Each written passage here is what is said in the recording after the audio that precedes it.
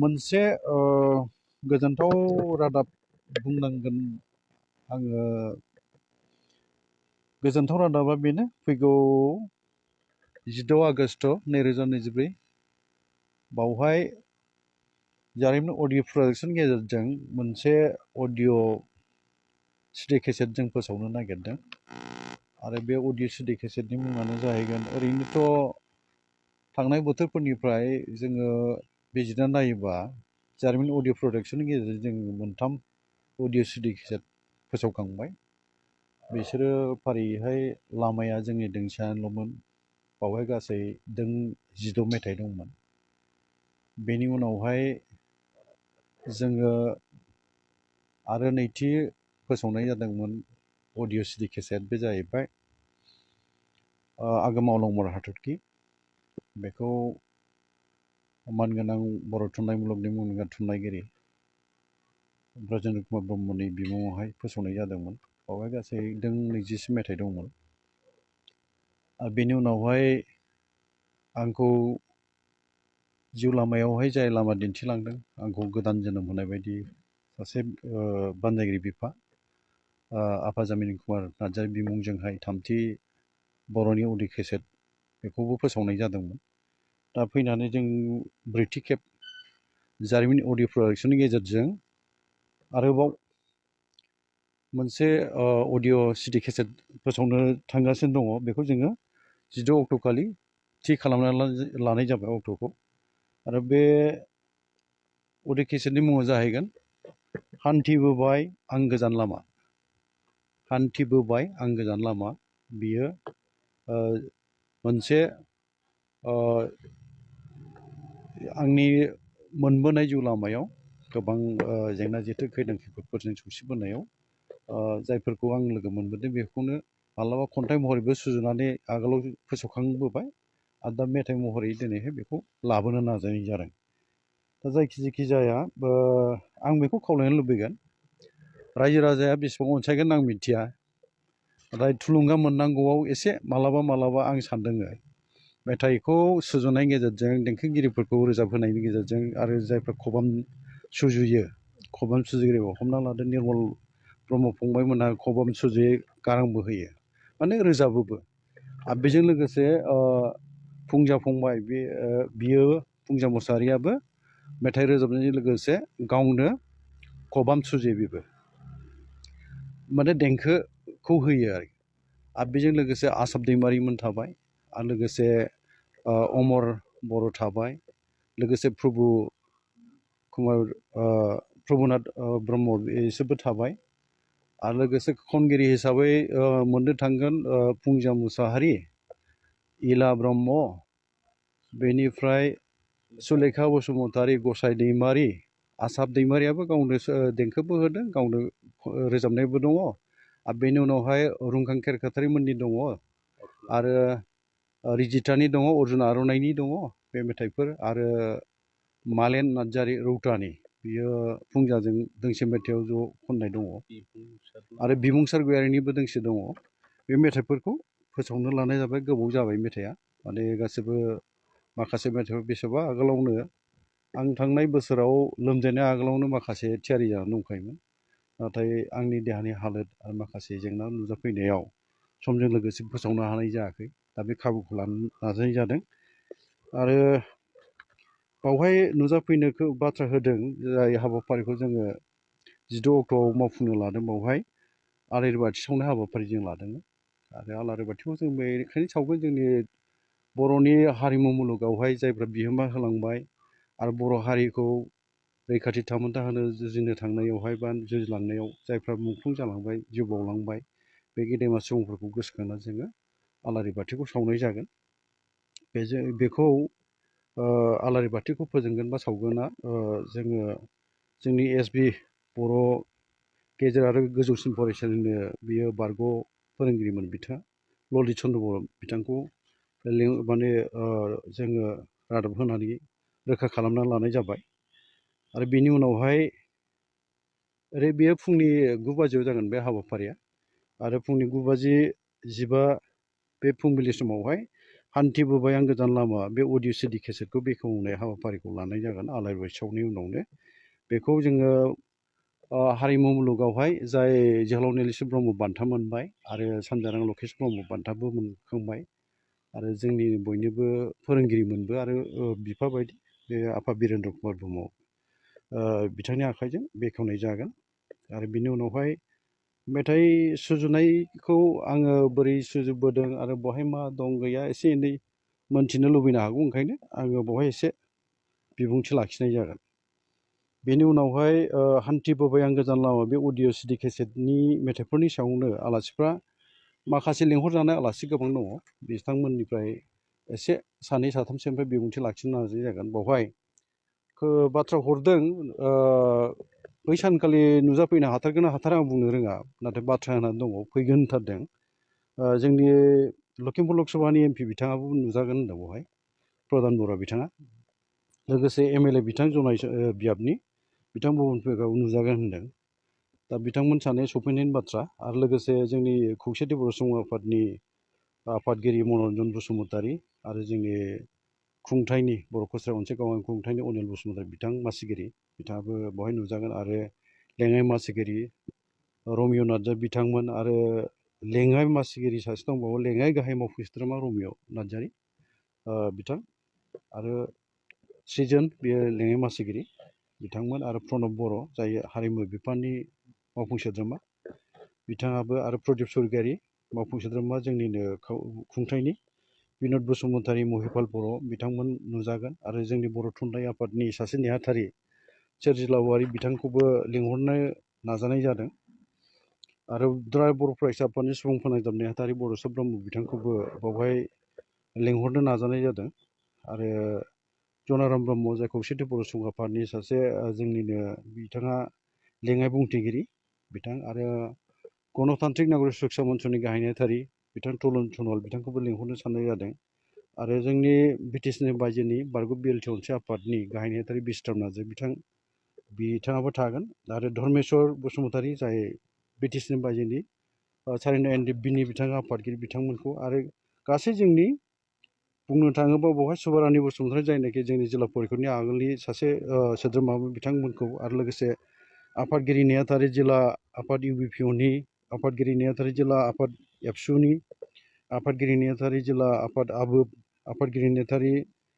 जिडिसि BSS आफादगिरि नेहाथारि जिल्ला आफाद डिडिसि बिएसएस माने धेमाजि डिस्ट्रिक्ट बर' थुनलाइ आफाद आफादगिरि नेहाथारि जिल्ला आफाद दुलाराय बर' हारिमु आफाद आफादगिरि नेहाथारि दख'रा आफाद आरो आफादफोरनि दैदेनगिरिफोर गासैखौबो लिंहरनो नाजानाय जागोन दा जायखिजाया हाबाफारिखौ जोङो फुंबिलिनिफ्राय जागायनानै 12 बाजिसोआवनो बा बेनि आगोल फोजोबनो नाजानाय जागोन जायखिजाया मिजिं थिदों रायजो राजा आइ आफा बिदा फंबाय हारिमुखौ मोजां मोनग्रा मेथाइ खोनासंनो मोजां मोनग्रा बिथांमोननिसिम आंनि खावलायनाय बे थागोन जे मेथाइखौ खोनासंखांनायनि उनावहाय खोनासङालासिनो खालि खोनासंनायावल' थाबथायालासिनो खोनासंनायाथ' खोनासंनांगौ खोनासङालासिनो नङा खोनासंनायनि उनावहाय आंखौ थुलुंगा होनोबा जोंनि जायफ्रानोखि हारिमु मुलुगावहाय दिनै खामानि मावगासिनो दङ सोरबा देंखोगिरि सोरबाया रोजाबगिरि सोरबाया बिदिनो सुजुगिरि गोबां बेबायदि दामग्रा देग्राफोरबो थाबाय गासिखौबो थुलुंगा होनांगौबा मेथाइखौ खोनासंखांनायनि उनावहाय हेफाजाबखौ आइ आफा रायजो राजानिफ्राय बेखौनो जों लुबैगोन खोनासंगिरि बिथांमोननिफ्राय बेखौनो लुबैगोन जाहाथे खोनासंखांनायनि उनावहाय लाइक खालामो साबसक्राइब खालामो आरो कमेन्ट खालामो आरो बेखौ शेयार खालामो बयनोबो खोनासंनायनि उनाव गावल' खोनासङोबा बावहाय माने एसे आद्रा थानाय बायदि जायो आरो जोंखौ थुलुंगा होनांगौबा दान्दिसे बे खामानिखौ मावबोनाय जों गोबां थुलुंगा मानोना मनिटाइज खालामनाय जादों जारिमिन अडिअ प्रडाक्सना मनिटाइज होनानै दङ दा बावहाय फैसा एसे हाबफैगोन आरो जोङो थुलुंगा मोनबावगोन सोरजिनायाव मेथाइ लिरगिरियाबो मेथाइ लिरनो थुलुंगा मोनगोन खनगिरियाबो मोनगोन दा बे खामानिफोरखौ जों मावलायोबा जों थुलुंगा मोनलांबाय थागोन नाथाय जोंना बांसिन रायजो राजाफ्रानो बा जोंनि खोनासंगिरिफ्रा खालि गावल' खोनासङो आरो बेखौ शेयार खालामनाय लाइक खालामनाय बे खामानिखौ मावनो बावनानै थायो आरो आं नोजोर होबोबाय लाइक खालामनाया गोबां जायो बा खोनासंग्राफ्राबो गोबां जायो नाथाय साबसक्राइब खालामनो रोङा बा खालामहैया गाज्रि मोननानै ना मानानै गाज्रि मोननानैथ' नङादां गाज्रि मोननानै नङा गाज्रि मोनदों होननानै आं बुंनाय नङा नाथाय खालामा बांसिनानो खोनासंनाया बुरजा जायोबाबो साबस्क्राइबा बाङाय जानानै थायो बेखायनो आरो कमेन्टफोरखौबो मोजां मोजां लिरो बावहाय मोनथियो जे माने मोजां जादों होननानै जों हमनो हायो नाथाय जेब्ला साबस्क्राइबारा बाङाय जायो बेबो गाहाम जाया माने लाइकबो खालामनांगोन आरो शेयारबो खालामनांगोन कमेन्टबो होनांगोन साबस्क्राइबबो खालामनांगोन बेबायदि खालामोबा जों थुलुंगा मोनगोन आरो खालि जोंनि बे जारिमिन अडिअ प्रडाक्शननि फोसावगोन मेथाइनि सायावल' बिदि खालामनांगौ आं बेखौ बुंनो लुबैयाखै माने गुबुन गुबुन बिदिनो रोजाबगिरिफोर बा फोसावगिरिफ्राबो फोसावदों दा बिथांमोननिखौबो जोङो हेफाजाब होनांगौ आं बुंनो लुबैयो दा मोनसे बाथ्राखौ आं बेखौ बुंनो लुबैगोन जोङो जोंनि मेथाइ सुजुनाय जोंनि फोसावनाय जोंनि जि मोनसे मेथाइनि सोदोबफोर बाहायनाय मेथाइनि ओंथि जोङो मेथाइखौ मा मोनसे समाजाव जोंनि बर' समाजाव मा मोनसे थुलुंगा होनो नागिरदों मा मोनसे रादाब होनो नागिरदों बेफोरबो रोखा जानांगौ नाजानाया मोजां आंबो नाजायो जे मेथाइनि गेजेरजों माबा मोनसे रादाब होनो थाखाय समाजनो मोजां मोनसे रादाब होनो हायोबा बा होनो नाजायोबा मोजां जायो आं दा बेखौ एसे बुंनो लुबैगोन जोंनाव एसे आंखाल नुदों जे बर'फोरनि गेजेराव जोङो गोबां मोजां मोजां सुंद' थुनफावथिना दिनैहाय जोंनि इउटुबफ्राव जोङो नुयो नायबायबो नुबायबो खोब मोजां मोजां रादाब होयो समाजाव सोलिबाय थानाय जाथायफोरनि सायाव नाथाय सोदोब बाहायनाय अनजिमा बाहायनाय सोमोन्दो लानाय बेफोराव दाबो गोबां सोदांनांगौ दं बायदि आं मोनो आरोखि गोरोन्थि बाहायबाय थायो दा ओंखायनो आंनि खावलायनाया बे थागोन जे जोङो हानायसेबां एसे हमथा जोंनि सोदोब बाहायनाय सोमोन्दो लानाय अनजिमा साननाय बेफोरखौ जोङो रोखा खालामनो नाजालाङोबा मोजां जायो आरो आं सानो जोंनि गेजेराव मोनसे आफाद थानांगौ बायदि मोनो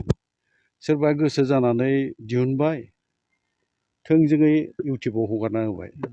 बावहाय माने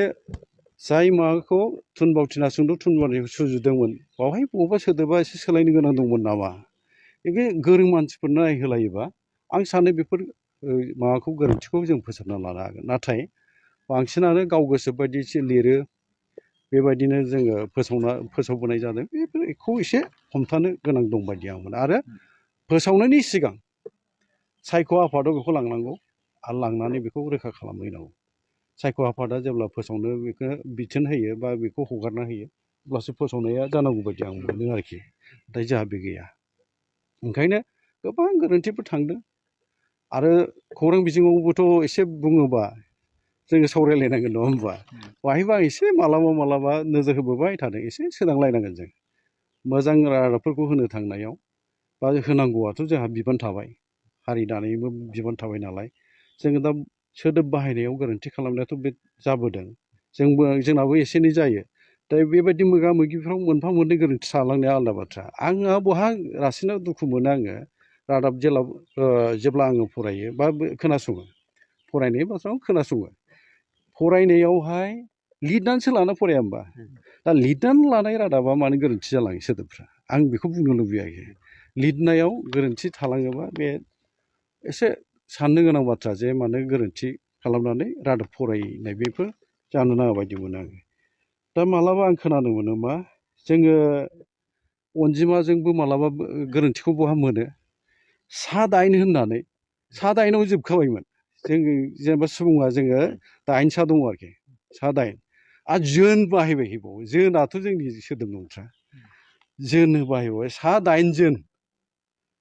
जोनबालाय बोरै जानो साखौलाय मानो बाहायखो बिदिबालाय आरो बे साखौथ' बाहायनांगौ बर' हिसाबै दा जोना माब्रैहाय फैखो बे जोन होनोबा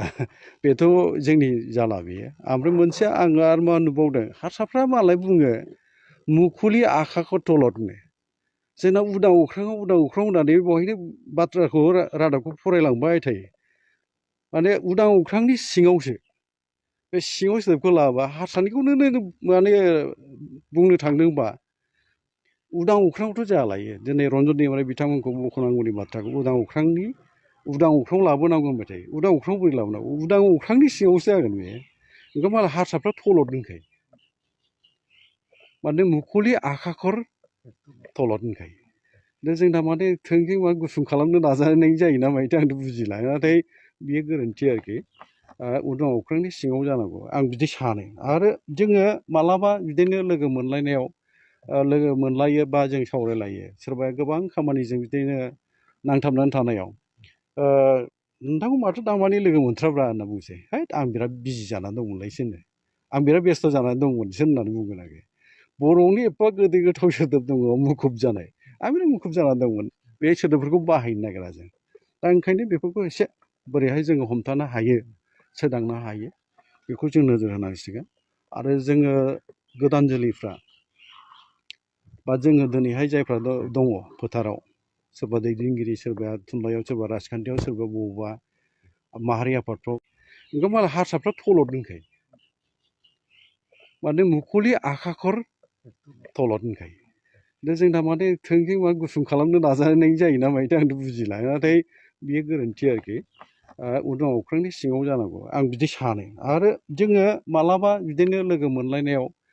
लोगो मोनलायो बा जों सावरायलायो सोरबाया गोबां खामानिजों बिदिनो नांथाबनानै थानायाव नोंथांखौ माथो दामानि लोगो मोनथ्राब्रा होनना बुंसै हैद आं बिराद बिजि जानानै दंमोनलायसो होनो आं बिराद बेस्थ' जानानै दंमोनसो होननानै बुंगोन आरो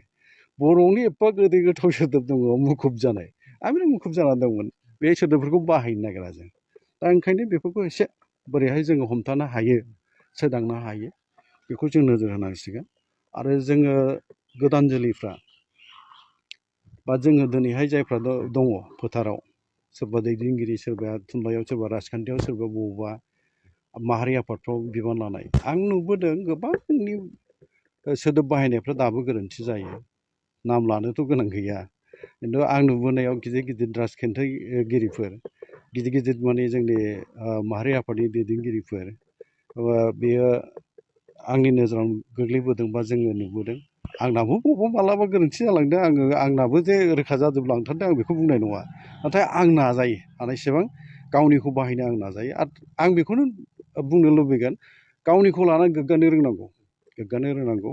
आरो गावनानो सिगाङाव थानांगौ गुबुननिखौ बिदि होननानै जोङो नेवसियो गाज्रि मोनो बेबो नङा मानोना मोनसे बाथ्राखौ जों रोखा जानांगौ जे गावनि बिमाखौ सिबियो मोजां मोनो होननानै मालायनि बिमाखौ जोङो गाज्रि मोनो जों नेवसियो बे बाथ्राखौ बुजायनाय जाया गावनि बिमाखौबो जों मोजां मोनगोन गुबुननिखौबो जों मोजां मोनगोन नाथाय आं जेब्ला जेरावहाय आं बर' नालाय आङो बर' बिमानि रावखौ बा जोंबो गावनि बिमाखौथ' सिगाङाव जोङो लाबोनांगोन आरो जोङो गोनांथि होनांगोन आरोखि आं बेखौ बुंनो लुबैयो नाथाय जोंनो मालाबा दोरोदबाय थानाय बेखौ नुबोनाय जादों ओंखायनो बेखौ जों हमथानो नाजानांगोन। आरो बेनो आङो बुंनो लुबैनाय बाथ्राफ्रा बे दा उननि बोथोरफ्राव नाजालांबाय थानांगोन आरो जोंनि गथ' गथायनि मुं दोननायफोरखौबो आङो खोब मालाबा सानो जे जोंहा सोदोबानो बर'आव जोंनि समावथ' आइ आफामोना बेनि फारसे सांग्रां नङामोनखाय जोंनाबो नामा बर'आव थाबोआखिसै दा दानि गोदान जोलैफोरनि गेजेराव बर'नि मुं दोनलायोबा मोजां जायो मानोना सासे गथ'नि मुंखौ बर' सोदोबाव दोननाय माने बर' सोदोबखौ रैखा खालामना लाखिनाय हमथाना लाखिनायबो जायो आं सानो आरोखि ओंखायनो जोंनि गथ' गथायनि मुं दोननायावबो बर' सोदोबफोरखौ लाबोनांसिगौ होननानै आं बुंनो लुबैयो जायखिजाया नाजालांनि आंनि साननायसो बियो बे गोरोन्थिबो जानो हागौ मानसिफ्रा बोरै बिजिरनानै नायो बे बिजिरगिरिफोरनि सायाव थाहैबाय जायखिजाया फैगौ हाबाफारियाव आं खावलायगोन बयबो बावहाय बाहागो लानानै जोंनि जायगानि माहारि आफादनि गामियारिफोर बयबो फैनानै बे दान्दिसे समनि हाबाफारियाव बाहागो लानानै जाफुंसार होनायाथ' जोङो जाफुंसार होगोनखौ आं मिजिंथिबाय आरो नोंथांमोनखौबो बै सानखालि खौरांगिरिफोरखौ दिनैनि बे आंनि खौरां बिजों जि मेल आङो खावलायनाय बा रादाब होनाय बेखौ बयबो मोनथिगोन आरो बेनि गेजेरजों बै 15 अक्ट'आथ' जोंनि भारत हादर उदांस्रि सानखौ जों फालिखागोन आरो बेनि अखानायैनो जोंनि हाबाफारिया ओंखायनो 15 अक्ट'आवबो एसेब्लाबो मानसिफोरखौ एसे गाबोननि हाबाफारियाव माने 15नि उनाव अखानायैखाय गाबोननि होननानै बै सानखालि एसे रायजो राजाखौ सोमोन्दो लानानै एसे रादाबखौ होनो नाजानाय जागोन जायखिया बारा बाथ्रा दिनै बुंनो लुबैला एसे गोलावानो जाबाय आङो बयनिसिमबो खर'गङै खावलायनानै हान्थिबोबाय आं गोजान लामा बे अडिअ सिडि केसेट बेखेवनाय हाबाफारियाव 16 अक्ट'खालि बयखौबो बाहागो लानानै जाफुंसार होनो आं खावलायबाय गोजोन्थों।